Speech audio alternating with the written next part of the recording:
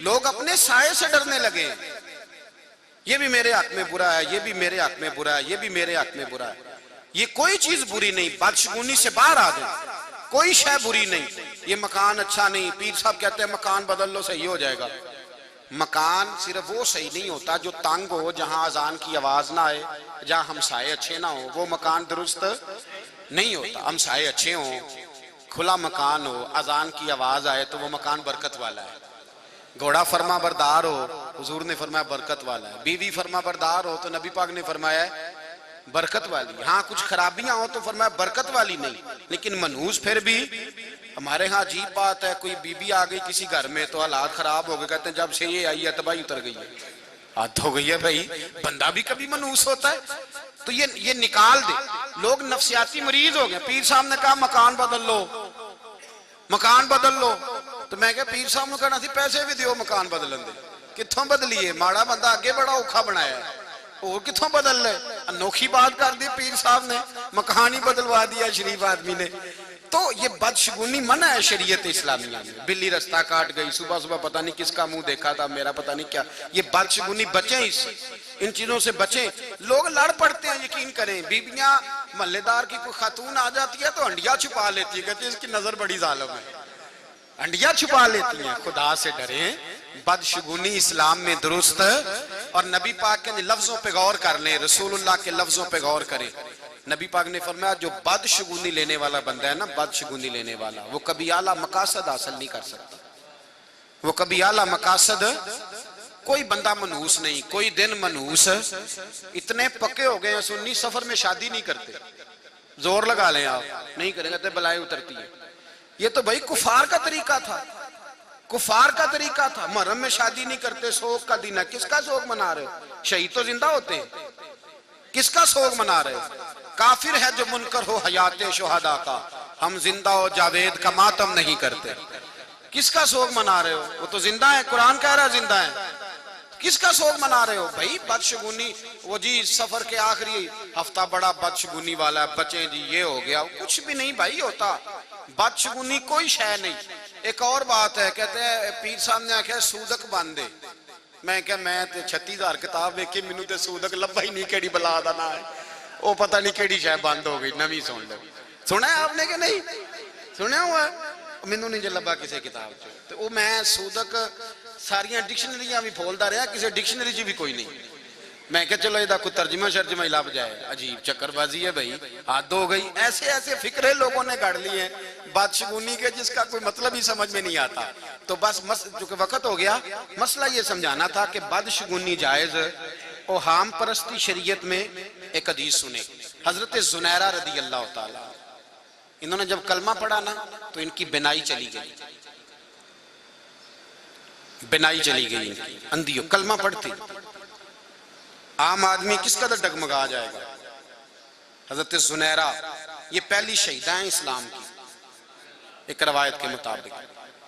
इनकी बिनाई चली गई तो यहूदी औरतें कहने लगी, देखा ना हमारे बुतों को बुरा कहा तो बिनाई चली गई है।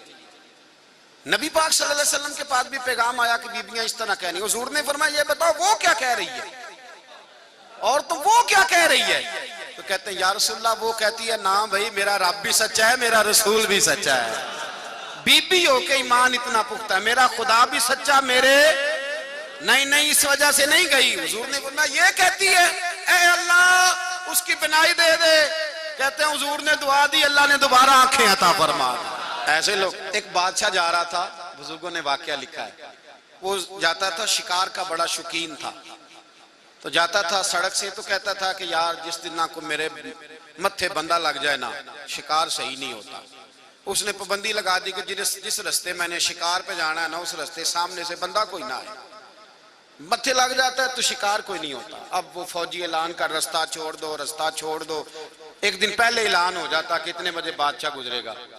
एक दिन एक बंदा था बेचारा, एक आंख उससे नजर आता था, दूसरी से नजर नहीं आता था। वो गलती से रोड पे चढ़ गया, उधर से बादशाह सलामत आ गए। हमारे जमाने के बादशाहों जैसा होगा ना, जब वो गुजरे तो और कोई नहीं गुजर सकता। तो रोड पे चढ़ गया गलती से। अब वो बादशाह सलामत ने देख लिया कि मेरे हुक्म के खिलाफ, ओहो देखते ही तबीयत खराब, आज मेरा शिकार सही नहीं होगा। बड़ा जालिम है तू, तुझे नहीं ऐलान का पता चला? पकड़ो इसको, बांध दो धूप में दरख्त के साथ। वापस आके शाम को देखेंगे इसका क्या इलाज करना है, पहले ये सजा तो दो ना, इसको धूप में बांधो। उसको धूप में बांध दिया। अब शाम तक वो बेचारा वहां बंधा रहा। बादशाह कहता है जितना अच्छा शिकार उस दिन हुआ ना, उससे पहले कभी हुआ ही नहीं। इतना सारा जानवर के, और फिर मेरा एक निशाना खता नहीं हुआ। जो निशाना लगाया वो भी लग गया। शिकार भी मर्जी का, शौक भी बड़ा था। कहते हैं ढेरों जानवर काबू आए। बादशाह वापस आया तो वो बेचारा बंधा हुआ है, धूप में जल रहा है। आगे कहने लगा सजा तो तुझे सख्त देनी थी, पर मेरा शिकार बड़ा अच्छा हुआ है, जा तुझे छोड़ देता हूं, छोड़ देता हूं। बादशाह ने जब खोला तो बंदा बड़ा दलेर था। कहने लगा बादशाह मुझे बांधा क्यों था? कहने लगा जब कोई मेरे मत्थे लग जाए ना तेरी तरह का बंदा, तो वो दिन मेरा सही नहीं गुजरता। कहने लगा बादशाह तू मेरे मत्थे लगा था, मैं तेरे लगा था, तेरा तो सही गुजर गया, मेरा नहीं यार सही गुजरा। मेरा तो सारा धूप में गुजर गया है, मैं तो बंधा रहा हूं सवेर से शाम तक, मेरा बड़ा बुरा गुजरा है, मेरा जो बड़ा सख्त गुजरा है। काश कि मैं, ये किस तरह का तेरी बादशाहूनी है, अल्लाह करे मैं तेरे मत्थे ना लगता, कम से कम इस अज़ाब से तो बच जाता।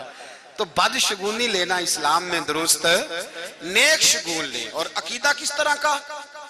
हजरत उमर फारूक रदी अल्लाह ताला अन्हु के जमाना मुबारका में जब मिस्र फतह हुआ तो हजरत अमर बिन आस गवर्नर थे मिस्र के। उन्होंने खत लिखा, उन्होंने खत लिखा का जनाब यहाँ दरियाए नील खुश्क हो जाता है, हर साल एक कवारी लड़की जिबा करके उसमें डालते हैं, फिर दरिया चलता है।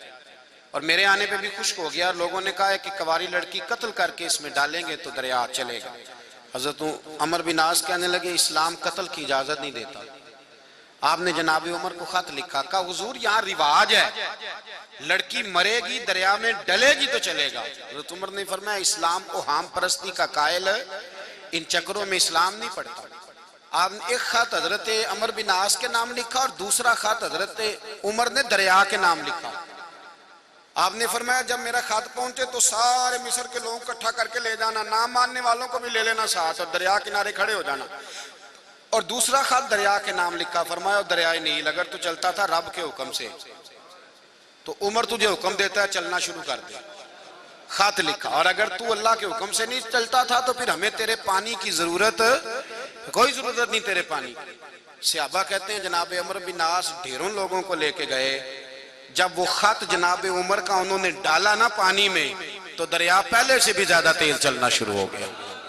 इस्लाम किसी भी तोहम्मात का, किसी किस्म की तोहम्मात का कायल छोड़ दें, ये बात कहने। बाज लोग ऐसे हैं जिन्हें पक्के ही तवीज पड़ गए, निकलते ही नहीं।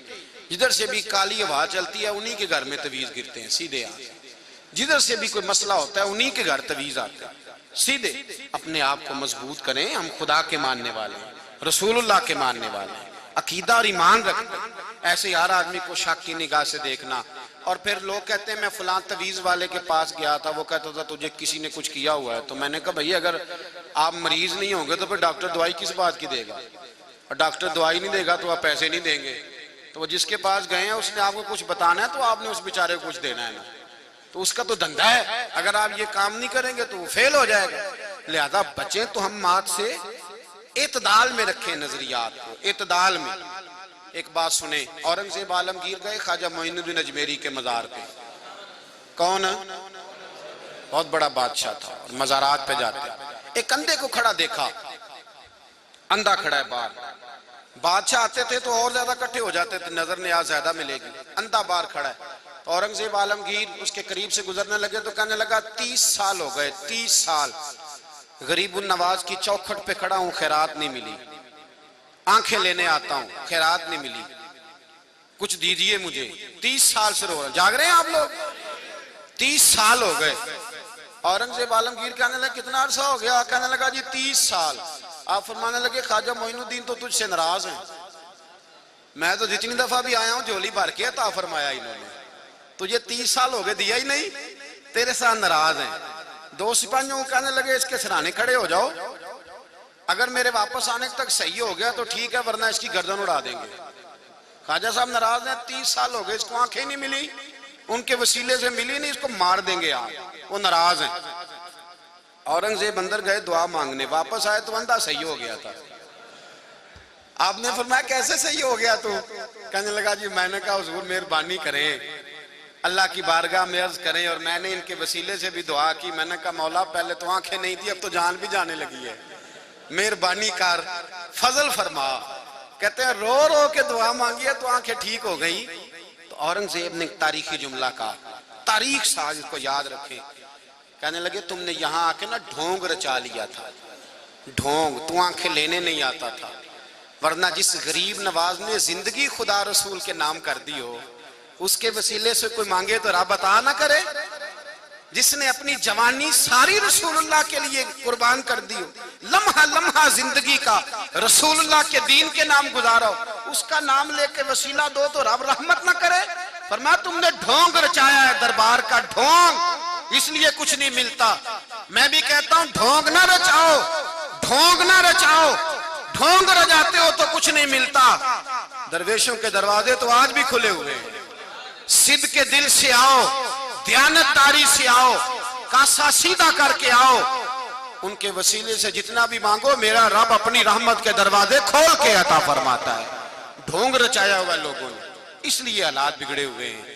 और वैसे भी अल्लाह वालों से भी अगर बंदा दुनिया मांगने चला जाए तो उसने फिर मांगा क्या है? उनसे तो, उनके वसीले से तो खुदा से उन जैसा जज्बा मांगना चाहिए। तो मेरे भाई बदशगुनी का कोई तसव्वुर नहीं इस्लाम में, इससे परहेज करें, 1% नहीं 100% बचें। अल्लाह तबारक व तआला समझने की तौफीक अता फरमाए। आखिर दावा या